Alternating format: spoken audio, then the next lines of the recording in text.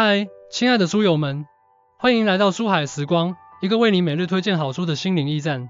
赶快关注我们，一起畅游书海，让阅读点亮每一天的精彩。大家好，今天我非常激动的想和大家分享一本能够改变我们思维模式和行为习惯的书籍《能力陷阱》。这本书的作者是埃米尼亚·伊贝拉 （Herminia Ibarra），他是一位杰出的职业发展专家，同时也是欧洲工商管理学院英系的组织行为学教授。一书籍介绍与作者背景。《能力陷阱》这本书一经问世，就引起了广泛的关注和讨论。伊贝拉教授凭借其多年对职业发展和领导力的深入研究，为我们揭示了一个常常被我们忽视却又至关重要的现象：那些让我们在职业生涯中取得成功的核心能力，在某些时候也可能成为阻碍我们进一步发展的陷阱。这本书的价值不可估量，它就像是一盏明灯，照亮了我们职业发展道路上前行的方向。在当今这个快速变化的时代，我们常常会陷入一种惯性思维和行为模式。我们努力提升自己的专业技能，希望凭借这些技能在工作中脱颖而出。然而，能力陷阱却告诉我们，过度依赖我们所擅长的事情，可能会让我们陷入一种舒适区，进而限制我们的视野和发展空间。它为我们提供了一种全新的视角，让我们重新审视自己的能力、角色以及职业发展路径。说到这里，我想问大家一个问题：在你的职业生涯中，有没有遇到过这样的情况？你一直擅长处理某类工作，并且因此获得了领导的认可和同事的赞赏。于是你不断地重复这类工作，久而久之，你发现自己似乎被困在了这个舒适区里，难以接受新的挑战和机遇。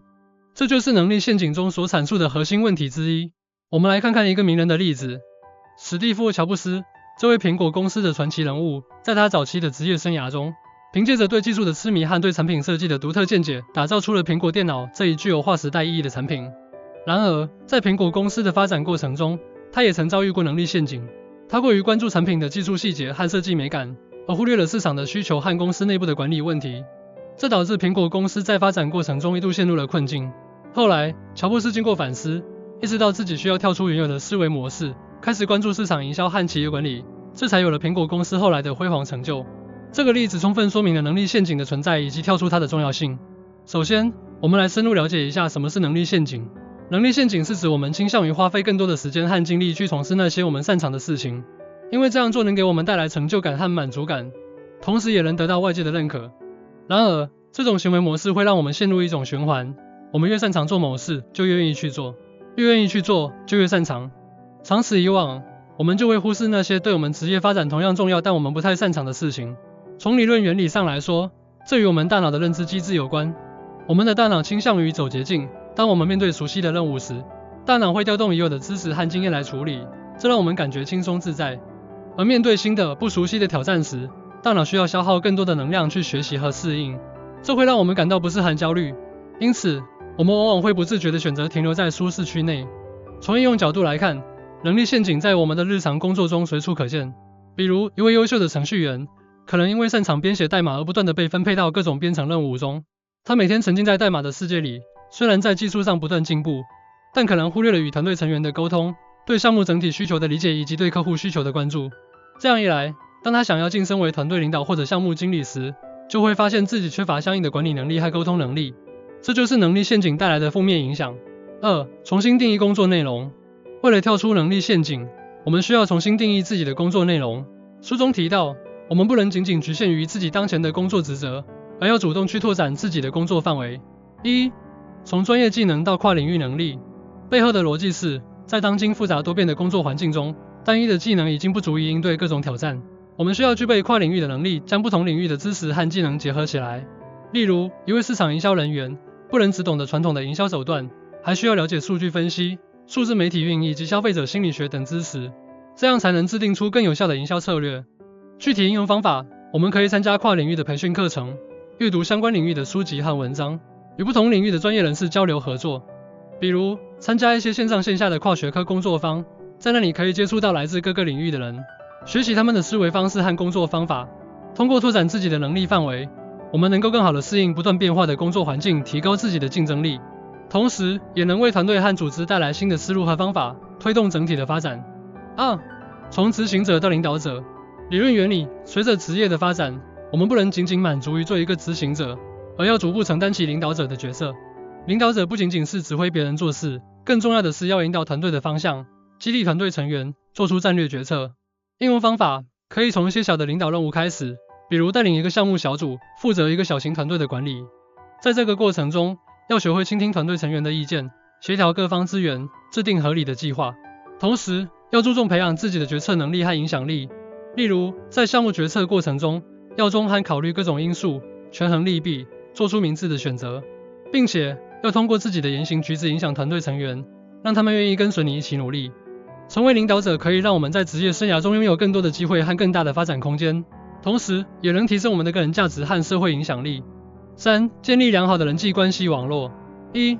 人际关系网络的重要性。书中强调，人际关系网络是我们在职业发展中不可或缺的资源。一个良好的人际关系网络可以为我们提供信息、支持和机会，它就像是一个无形的资产，能够帮助我们更好地了解行业动态，拓展业务渠道，提升个人品牌。背后的逻辑是，在当今社会，信息就是财富。通过与不同的人建立联系，我们可以获取到各种各样的信息，这些信息可以为我们提供新的思路和方向。同时，人际关系网络中的支持系统也能够在我们需要帮助的时候提供支持，无论是精神上的鼓励还是实际的工作协助。而且，良好的人际关系网络还能为我们创造更多的机会，比如推荐工作机会、合作项目等。2. 建立人际关系网络的方法。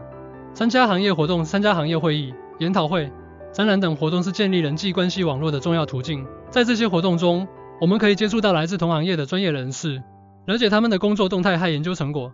例如，参加一个行业研讨会，在会议期间可以与同行们交流讨论，分享彼此的经验和见解。通过这种方式，不仅可以拓展自己的人际关系网络，还能提升自己在行业内的知名度。利用社交媒体平台，社交媒体平台为我们提供了便捷的建立人际关系网络的方式。我们可以通过 LinkedIn、微信、微博等平台与行业内的专家、学者、同行等建立联系。在社交媒体上，我们可以关注他们的动态，分享有价值的信息，参与讨论。比如在 LinkedIn 上，我们可以加入一些行业相关的群组，参与群组内的讨论，分享自己的观点和经验，这样可以吸引更多的人关注我们，进而建立更广泛的人际关系网络。主动联系和交流，不要害怕主动联系那些你希望建立联系的人，可以给他们发邮件、打电话或者约见面。在联系之前，要做好充分的准备，了解对方的基本情况、兴趣爱好以及工作动态。在交流过程中，要真诚地表达自己的想法和意愿，同时也要倾听对方的意见和需求。例如，如果你想与一位行业内的专家建立联系，可以先研究他的著作和研究成果，然后给他发一封邮件，阐述你对他的研究的看法，并提出一些有价值的问题，这样可以引起对方的兴趣，为进一步的交流打下良好的基础。3. 维护人际关系网络。建立人际关系网络只是第一步，更重要的是要维护好这些关系。定期与联系人保持联系，关心他们的生活和工作情况，分享有价值的信息和资源。比如，在节假日的时候，给你的联系人发送祝福信息，在他们遇到困难的时候，主动提供帮助。同时，也要积极参与人际关系网络中的活动，增强彼此之间的联系和信任。4. 尝试新的行为方式。1. 勇于尝试新事物。书中鼓励我们要勇于尝试新的行为方式，打破常规。这背后的理论原理是，创新往往来自于对传统方式的突破。如果我们总是按照既定的模式去做事，就很难有新的突破和发展。应用方法可以从一些小的改变开始，比如改变日常的工作习惯，尝试新的工作方法。例如，如果你平时习惯于用一种固定的软件来完成某项工作，可以尝试使用其他类似的软件，看看是否能带来不同的效果。或者在工作中尝试采用一种新的项目管理方法，如敏捷开发方法等。尝试新的行为方式可以让我们发现新的可能性，提高工作效率和质量，同时也能让我们保持对工作的新鲜感和热情，激发我们的创造力。2. 从错误中学习。理论原理：错误是学习的机会，每一次错误都蕴含着宝贵的经验和教训。当我们尝试新的行为方式时，难免会遇到失败和挫折，但这并不意味着我们应该放弃。相反，我们应该从错误中吸取教训，总结经验。应用方法在遇到错误时，不要急于自责和抱怨，而是要冷静地分析问题，找出错误的原因。可以记录下每次错误的过程、原因以及从中得到的教训，形成一个错误日志。例如，在尝试新的工作方法导致项目出现问题后，要认真分析是方法本身的问题，还是执行过程中的问题，然后针对这些问题进行调整和改进。从错误中学习可以让我们避免重复犯错，提高我们的适应能力和解决问题的能力，同时也能让我们在面对新的挑战时更加自信和从容。5. 实践中的案例分析。为了更好地理解能力陷阱中的这些要点，让我们来看一个实际的案例。小李是一名年轻的工程师，在一家科技公司工作。他在学校里学的是计算机专业，擅长编程和软件开发。在进入公司后，他凭借着出色的技术能力，很快成为了团队中的技术骨干。然而，随着时间的推移，他发现自己在职业发展上遇到了瓶颈。他虽然能够很好的完成分配到的编程任务，但总是感觉自己在团队中的影响力有限，而且对项目的整体把控能力不足。在阅读了能力陷阱后，小李意识到自己陷入了能力陷阱。他开始重新定义自己的工作内容，不再仅仅局限于编程工作。他主动参与到项目的需求分析和设计阶段，与团队成员一起讨论项目的方向和策略。同时，他积极拓展自己的人际关系网络，参加行业内的技术交流会，与其他公司的工程师交流经验。